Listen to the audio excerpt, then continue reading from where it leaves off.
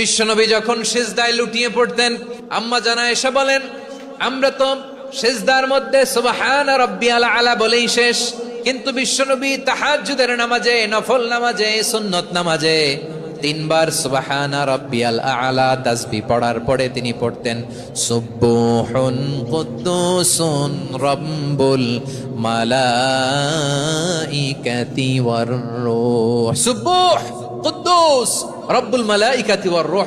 সিজদায় লুটিয়ে পড়ে বিশ্বনবী এই দোয়াটা পড়তেন নফল নামাজে, সুন্নাত নামাজে কিংবা তাহাজ্জুদের নামাজে। সুবহান রাব্বিয়াল আলার পরে কি পড়তেন? সুবহুন। আওয়াজ করে বলেন সুবহুন কুদ্দুসুন রব্বুল মালাইকাতি ওয়ার রূহ। মানে আল্লাহ আপনি প্রশংসিত, আল্লাহ আপনি অতি পবিত্র, আপনি সব ফেরেশতা কুলের রব, ফেরেশতাদের সরদার জিব্রাইলের রব। সুবহানাল্লাহ। আজকে থেকে পড়বেন সিজদায়